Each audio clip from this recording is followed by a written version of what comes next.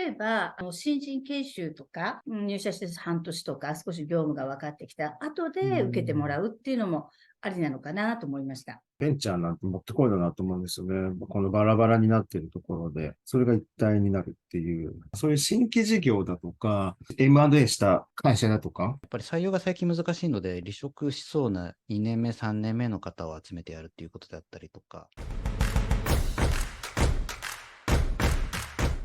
皆さんが受けていただいた先上り研修を、こんな人が受けた方がいいよとか、こんな会社にはおすすめとかってありますかね？例えば、新人研修とか、皆さんとコミュニケーションを取るとか、チームワークというところではいいのかなと思います。今回はね、私たちマネージャー職以上というので受けさせてもらったんですけど、でも、新卒で、例えば入社して半年とか、少し業務が分かってきた後で受けてもらうっていうのもありなのかなと思いました。なるほど。毎年4月には、もう10年連続で新卒研修リピートいただいている会社さんとかもあるんですけど、あえて4月ではなく半年ぐらい経った時にという感じですね。新人さんが。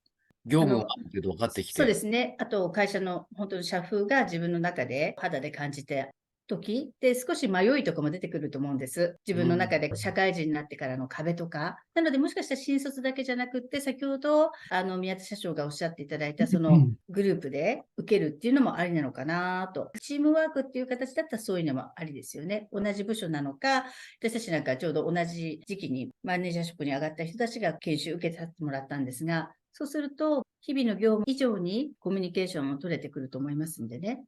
本当におっしゃる通りで、いわゆる横串といいますか、マネージャーに昇格された方とか、部長に昇格された方とか、こういう階層でご参加いただくパターンと、御社は毎回そのパターンですけど、縦串といいますか、部署単位でお越しになる会社さんもやっぱりあります。なるほど。はい。吉田さんいかがですか？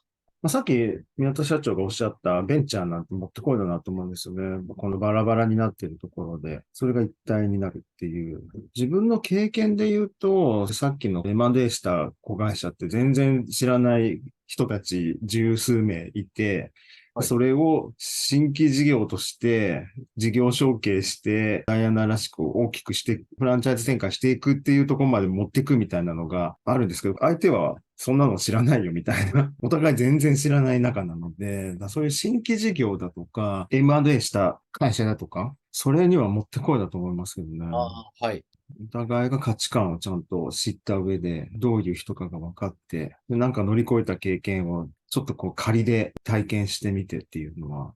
吉田さんご自身も中途で入って2年目ぐらいで受けてらっしゃるんで、バックボーンが違う方々と、どういうふうにチームになるかってことを体験されましたもんね。そうですね。M&A したばかりの会社とか、まだベンチャー企業で組織バラバラじゃないみたいな会社とか、やった方がいいってことですね。そうですね。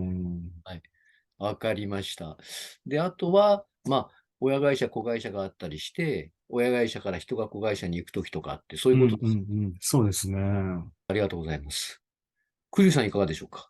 はい。もう全世代方いいと思うんですけれども、特に私が思うのは、やっぱり採用が最近難しいので、離職しそうな2年目、3年目の方を集めてやるっていうことであったりとか、例えば30歳っていう節目の年にやるのか、それはもう会社を超えてもいいのかなと思ってるんです、実は。同じ会社だけじゃなくて、もう30歳っていうことで、いろんな会社さんから集まって、30歳の人たちで集まる会みたいな感じでやっても、また面白いのかななんて今、ふと思いましたけど、多分おそらくもうすでにやってらっしゃるんじゃないかなと思いますけど、むしろそう言ってちょっと外の刺激を与えてるでも一つなのかななんてちょっと思いました。他流試合ではないんですけれども。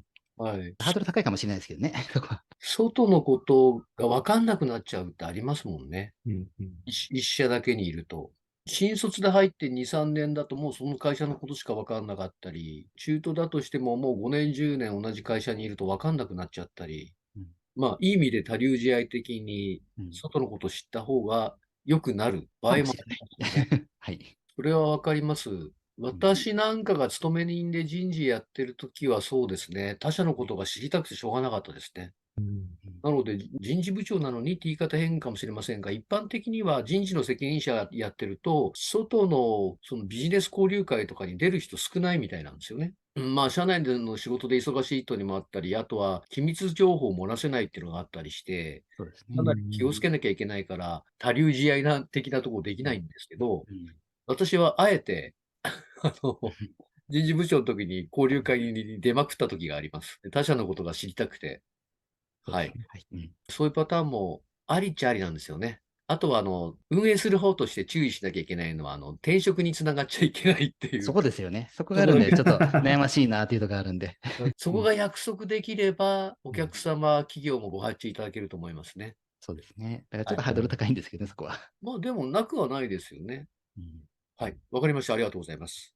じゃあ、最後に、皆さんと同じような課題とかがある方、あるいは、組織運営とか人材育成とかに課題を抱えている方とか会社さんに対してメッセージいただいてもいいでしょうか？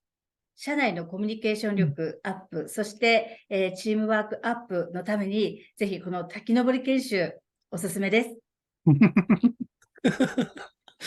ありがとうございます。特に私、台本用意してないですよね。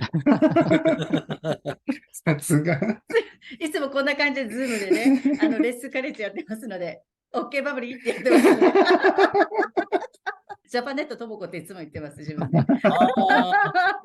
お客様向けにね、やっております、こんな感じで。はい。今年の2月から南関東更新社の社長をさせていただいてるんですが、その前まではずっと SP リーダーということで、販促リーダーで新商品のご案内とか、つい最近もあれですよ、ズーム撮ってインスタにもアップしております。今月ウィッグ 15% オフですとか、体張ってます。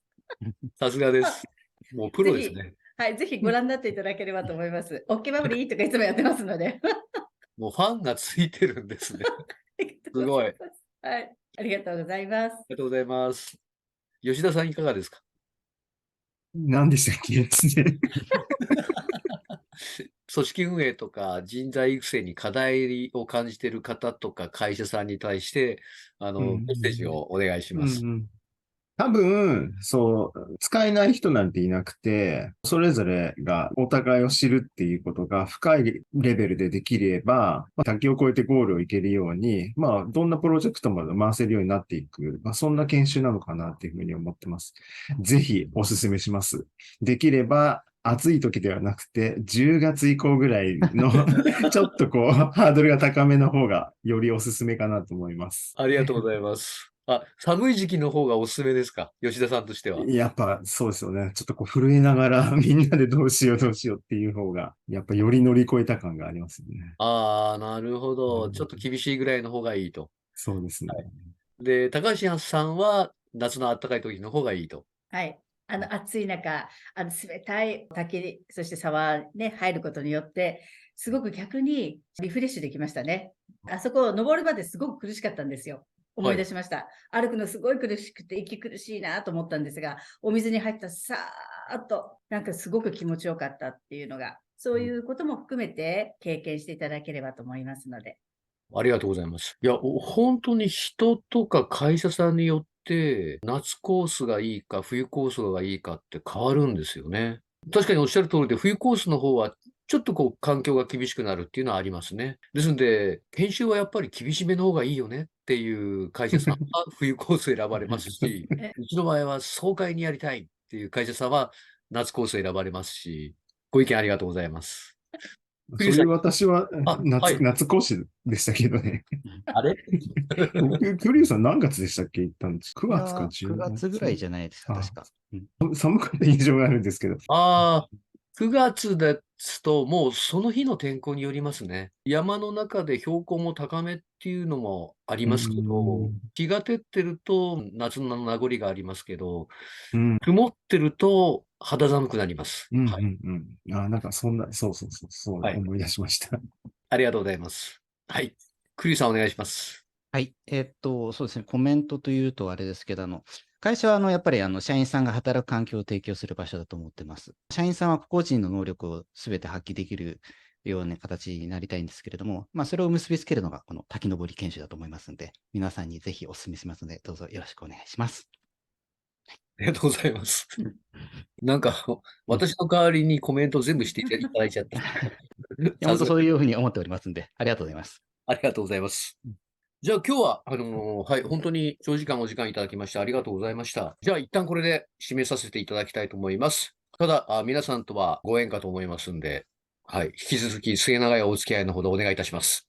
こちらこそありがとうございますどうぞよろしくお願いします。よろしくお願いいたします本日はありがとうございました。ありがとうごありがとうございまざいました。した。